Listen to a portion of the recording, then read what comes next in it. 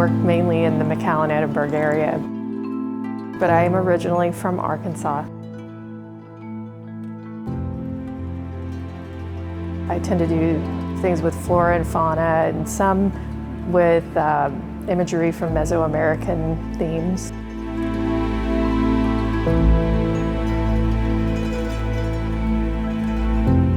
So I just got some supplies in for my Destination McAllen project. I'm super excited to take a look at those. So I got some mural paint. So these are awesome fabric. I love these so much. Weather resistant, mildew resistant, great to paint on. Here we have strong fabric bags to hold sand. And then we've got a couple of ratchet straps here, pretty large. Very sturdy. It really kind of started 3 years ago with Keep McAllen Beautiful. I did a pipe mural. I don't know, I just felt like I was connecting with people in the community. And then from there, I really got connected to the art scene in the valley.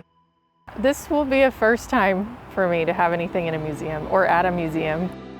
It's an incredible honor, you know, to be able to do this. This project is going to be a mural of shade sails. So they're going to create a pyramid type shape. The paint strokes should be like creating an optical mixing kind of illusion. My plan is to make basically like slivers of color. I want light to be able to still filter through it. I'll start painting first, and then 2 people could work on it to assemble it and disassemble it.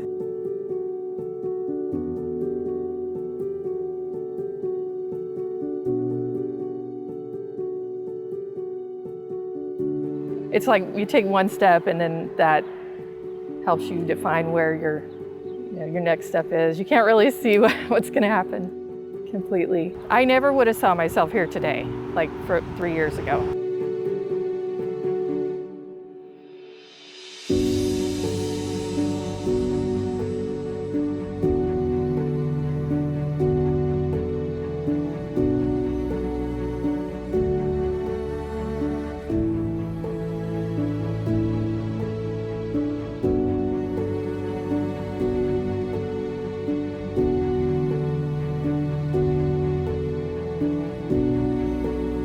There's certain symbols that I carry forward into a lot of other work that I do. So maybe the butterfly is a big one. And it's not just because I like butterflies. I think it's just more because I've located here and I've noticed, you know, there's a big influence on my imagery from that. It's an abstracted version of it, but you're gonna know that it's a monarch for sure. You're gonna know that it's a butterfly. I've picked out 2 or 3 spots that look like they would work. So it's gonna touch a lot more people's lives being out here than back in the back. And maybe it will draw more people, I hope, to the museum, or people that maybe just kind of pass by and don't think about it every day. Maybe it will make them think, oh yeah, I need to get to the museum, it's been a while.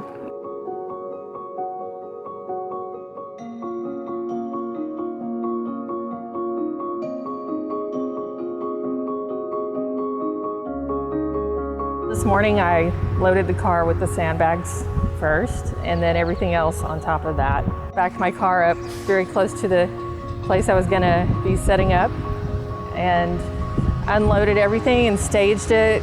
Well, the center post that stabilizes underneath the center post needed to be filed down a little bit so that it would fit into the center post better. It's only like a couple of millimeters that made a difference. The next part was connecting the tops of all of the panels. Then we start with the dog stakes. One by one, we'll take each panel off its regular stake and we'll start attaching to a dog stake that's put in place. That's a challenging part. Sometimes the dog stakes don't go into the ground as easily as you want. And then the center post is weighted with 8 bags, which are 40 pounds each. So it's about 320 pounds roughly.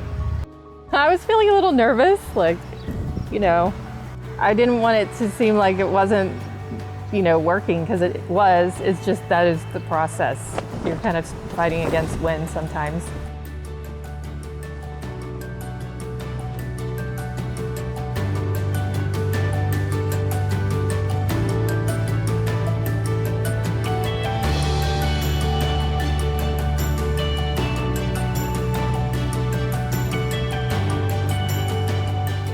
keep looking back at it going, wow, it really looks good.